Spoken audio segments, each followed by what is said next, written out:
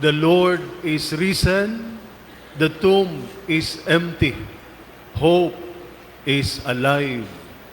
Happy Easter, everyone, including those who are joining us online. Happy Easter. Let us try to go back to how the story of Christ's resurrection unfolds based on the gospel reading. According to the gospel reading, it was still dark when Mary of Magdala rather, went to the tomb. She was grieving, confused, and did not know what the future held. But even in her pain, Mary of Magdala showed up. That already says a lot. When she got there, she saw the stone had been rolled away. And what did she do? Mary of Magdala ran. She told Peter and the other disciple, and then the two disciples rushed to the tomb. And when they got there, they saw that Jesus was not inside. There were linen clothes lying there, a sign that Jesus did not just vanish or get stolen. Jesus had risen, just like he said. And so, what does this story mean for us today? There are three things that today's Gospel of the Resurrection Sunday tries to tell us.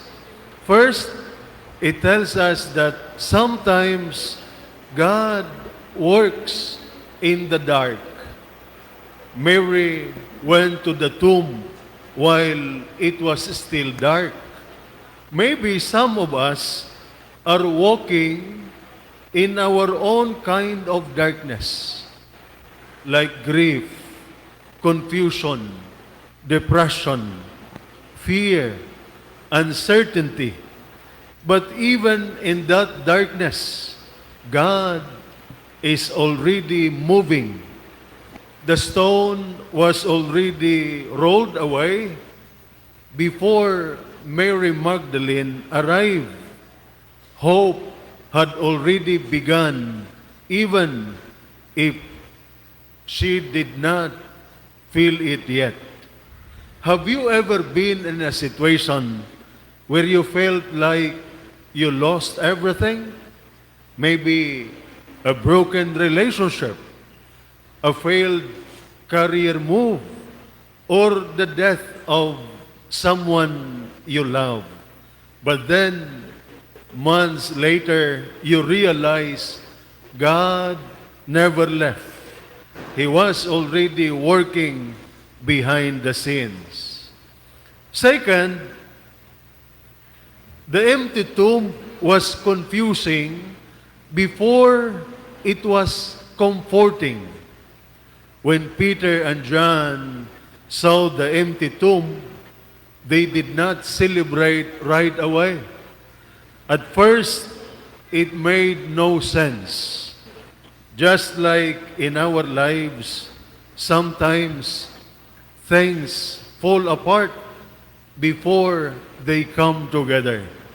Maybe you lost your job only to discover your real calling afterward. Maybe a plan did not push through, but it protected you from something worse. The resurrection tells us this. What looks like an end can actually be a new beginning.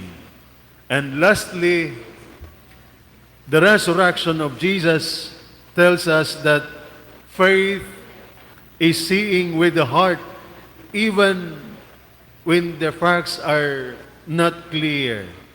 The gospel says, he saw and believed. At that moment, John did not fully understand what happened. He did not have all the answers, but he believed.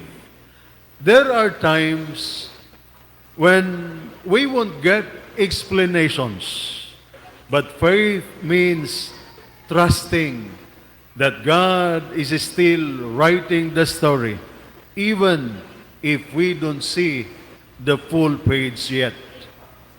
When you wake up before sunrise to beat the traffic, ride a packed jeepney or LRT just to get to work on time, remember the tomb is empty. There is purpose in your sacrifice. Jesus is alive. When you are far from your family, working in another province or even abroad, and all you have is a video call, at the end of the day, remember, you are not alone. The risen Christ walks with you. When the bills pile up, the kids are getting sick, and your salary feels like it's never enough, know that God sees your struggle. And just like the resurrection followed the cross, your breakthrough will follow your burden.